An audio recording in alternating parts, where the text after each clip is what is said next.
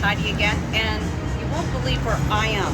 I'm kitty corner to the Fringe grounds at one of my favorite restaurants, the Next Act, and I'm with somebody that I've worked with once before, Randy Grozowski, sorry, and our very own Lord and Savior Jesus in the felt. In the felt. Yep.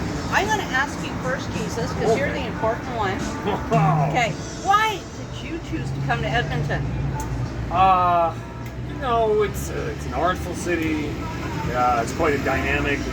People who live here, quite a wide range of values. That's true. And there might have been a little bit of randomness in how I arrived. I can understand that. Now, Less spoken about that right now, the better. But I do talk about it. yes. So, Now, what would you want to say to the people like me or anybody else who might need you in their lives? well, I guess the question is, why would you need me? I mean, I'm happy to be a part of it. I love being in a part of people's lives, but I think what we really need is each other. I'm just a symbol, right? You don't need me per se. No, I you're a happen to be teacher. here, so that's You good. are a teacher. Teacher. Yes, you are. Sure. I've heard many of your teaching moments. Ah, yes. Like, I was in a play called Love According to John. Oh, Yeah.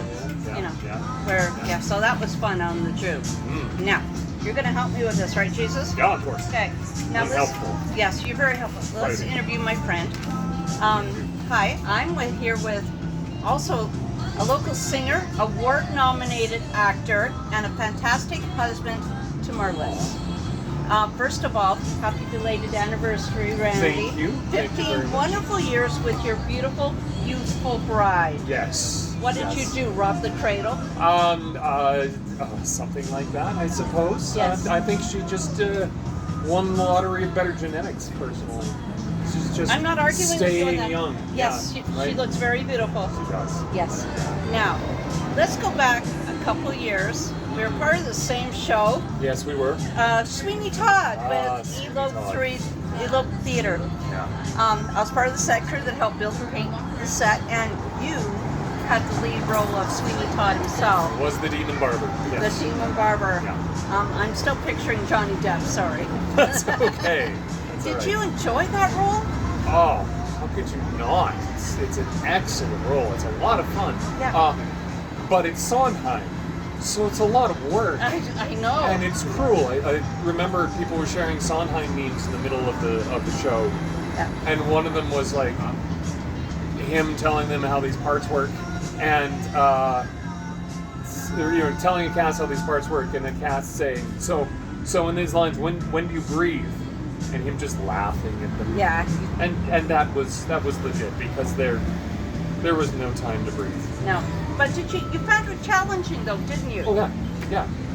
I hadn't done, other than some, my own, like singing at parties with the guitar and that sort of thing. I hadn't done something that ambitious. I think that was the most ambitious musical I've ever done, actually. Yeah. So yeah, Because you were the reason why I wanted to help build the sets. Because I wanted to say I worked with him.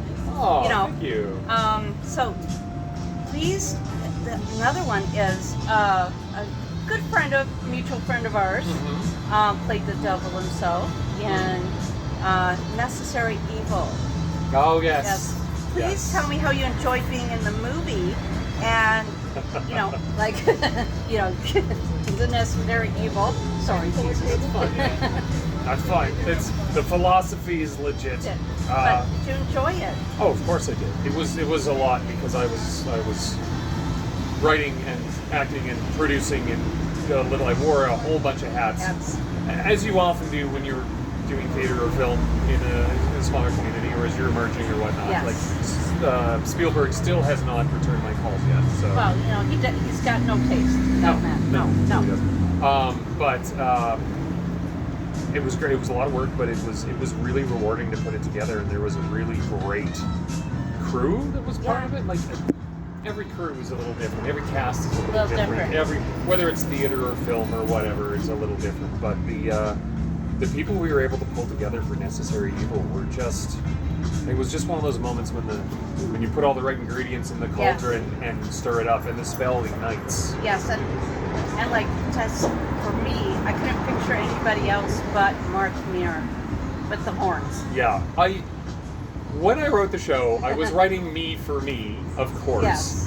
And I had some ideas of other people, but as soon as I started writing Mephistopheles, I was like, That's this is for Mark. Yeah, that's I have Mark. a pretty good idea that what he'll say when I offer him the role. He would say yes. Yeah, well, yeah. Yeah, I mean, he that's- gets to be it's the smart. classical-looking devil. Yes. And he gets to be slimy and have some really... Not slimy, no. Slimy No, wasn't no. the right word. Slimy's not the right word, Jesus. Slick was the right word. Yeah, slimy. slick is a It's good like- word for Mark. And yes. and all dressed in a suit and have some of the best lines of the show. So I'm Yes. like, Of course, when how you're else the do you bad guy. attract an actor, right? Yes, exactly. Now, it's obvious That's you why have... I'm doing this show. Yes. He wrote me some great lines. Well, you got lines all to yourself. Yeah. But it's obvious that you, Brandy, do have a... It is the running joke amongst us. You Okay. have the Jesus look. Well, yeah. Yeah. More so when I was younger. Yeah, but you still do to some degree. But why did you choose Jesus and the Gospel according to the Bible? This is it's a long story. If I had more time, I'd practice it and make it shorter. But the idea came from, the idea, it's kind of a combination of two ideas running, slamming to each other. Yeah. The one is, like, when I did Necessary Evil, and years ago, I did a show called God, an Unauthorized Biography. That was 25 years ago at the Fringe. Many Yeah, years remember ago. it. Okay, Yeah, yeah. well, you're looking at Well, the it oldest was- volunteer. well, there you go. Yeah, well, oldest in Fringe years. The oldest in Fringe years, yes. But young and hot. Art, yes, Yeah. yes, I agree. Because my son did a show called God on God a number of years ago Okay, at okay. Avenue Theater that's no longer with us. Right, yes. Yeah. Yes, that was a good show. I laughed all through it. So I've been trying to pull together, like, I love taking, especially Western theology, but I love taking any story, because there's the story we're told and there's the assumptions we make behind the story we're told. I love the fact that you're doing all my hand gestures for me. Well, you can. It's true. Yeah, and you're very good at it too. Natural. Yes. I like, because we have the stories that we know, and then we have all these assumptions behind the stories, where they come from, what they mean, what led up to them. But they're all assumptions, and we create these assumptions ourselves. And then these stories are how we define ourselves and our lives, and how we make meaning of the world, how we try to understand the world, and how we make meaning going forward. Yes. Based on stories that are based on assumptions that we also make. It's sort of a circle there, It's right? it's a circle. Yeah. So, understanding what if the assumptions we make behind the stories we tell each other are not right? What if it's something different? Different. And not judging whether it's good or bad, but just what if it's different? What does that mean? What does that mean to us? What does that mean to the lives we live informed by the stories we told each other based on these assumptions as to where they come from? If you change it, how does that change follow through to us? Yeah, and our perceptions. Exactly. So I've been doing that for years. And when I first started dating my now wife, Yes. she lived in Red Deer at the time. There was a place there called Scott's Parable Store. Yes. She had a whole bunch of Christian swag, let's call it. And as we were driving past, she makes a comment because she had been working for RDTV and she had done commercials, and she did commercials for that. I'm like, oh, that's neat. She said, yeah, they have Jesus hand puppets. They have what? They have what? Even, look at this. He's shocked. Yeah, He's well, shocked. There's I didn't know I was not original. Well, you're original. Yeah, If you're handmade, oh, good. Yes, there's But- only, thank God there's only one of you. Right. But I said, I have to get one of these, and I eventually did. Yes. And it was this little, much simpler puppet Then what we have than what we here. have here. Yes. And I was like, this is great. There's so many things I could do with it, so many things in that sort of world. And then I thought, well, you know, if I buy a puppet that is from a brand and then start using it to do a show that might play a little what if with theology, I could have some lawyers knock on my door. Yeah, and this is why we have a very unique and original Jesus in the felt. Yes. And so I knew at some point I would have to get one built myself. Yes. So that idea went on hold. until we had a pandemic, Oh, and God. we're looking for things to do, Yeah. and it jumped into my head that, like, maybe I should get that puppet made. Speaking So of I the did. pandemic, your international show during the pandemic, Day 9. Yes. Please tell us about it, because I'd heard about it through the pandemic, through, mutual friends, and I'm Whoa! No more questions. Excuse, As sorry the about camera this. operator grabs Yeah, this, sorry- holds the frame, sorry, holding people. the frame. That this was my fault. I am sorry. No, that's very well done. Yes. Go team. Yay. That's beautiful. It's live Yes. performance. It's recorded, Yes. but it's recorded live. Live, yes. This happened. Yes, but please tell us about this Day 9. So with Necessary Evil, we were able to travel to a couple international web series festivals. Yes, I remember. Mark saying, We went to Korea, which was amazing. We went to Spain, which was amazing. Oh, you took your wife, of course, to Spain. Well, when I say we, I don't mean me and the puppy. He didn't exist then. No, but So yeah, the it was team. Marlis and I that went Yeah. to the festivals, and we met fascinating filmmakers from all over the world. So pandemic happens, and everyone is saying, "Oh, Lear was written during a pandemic. Time for our magnum opus." And I realized that pressure was insane, but an opportunity to do something creative you otherwise wouldn't, because there was a lot more time on our hands. Yeah. So I thought, all right, let's. I also wanted to think of, like, what are the stories that we tell ourselves and tell each other. Again, I'm always going back to that. Yeah. But the stories are based usually on what we value, what's going on in our lives, right? I mean, good horror is all about that. It's metaphors Yes. for what we're actually experiencing. Yeah. So I wanted to come up with an idea that resonated with what we were all feeling during the pandemic. But the last thing I wanted to do was tell a pandemic story, because we were all living one. Yeah. We didn't need one. No.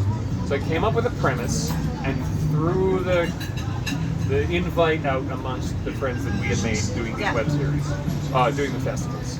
And the premise was that aliens have arrived in the skies suddenly, didn't see them coming, they're just there. There. Yeah. Yeah, it's scary. And they don't do anything, they don't communicate, nothing happens. They're just above every city in the world, these huge ships. Oh God. Yes. And we don't know what's going on.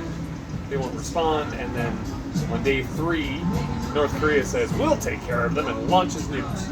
That sounds like North Korea. Well, it does nothing to the ships, but then the ships put North Korea, erase North Korea from the map to its borders. So they know more about us than we know about them. Yep. So the world goes into lockdown. Stay in your house. Yeah. The military will get groceries and supplies too. That's what will happen. And in the meantime, we'll figure out what's going on. Until we figure out what's going on, stay in your house. Yes. So the idea was you are isolated in your house with various restrictions through no fault of your own. What happens? And so all the people we invited had to film things based on their own pandemic restrictions. And so we got 5 other filmmakers who signed on and said, yeah, we'll do that. And I was worried that the stories would be a lot the same, like there'd be a lot of overlaps. No, probably. Very different. 6 very different stories. Ooh, And so we just did that, and it was fun. And, it's out there, day9series.com. Yeah. And we've got, I only ever remember 5, let me see what I can do. We've got Canada, United States, Germany, Czech Republic, Sicily, and Hong Kong. Okay. Remembered all 6. Good for you. That's good. Yeah. But Yeah. but let's get back to talking about Jesus. Yes. Okay. More about me, please. Yes. What impact? And a friend of mine has actually asked me this. Oh. Okay. So this is from my friend Laura. Okay. What impact does your faith have on your life, and what does it have effect on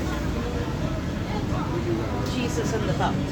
It's a faith question. You knew you were going to get those. Yeah, I did.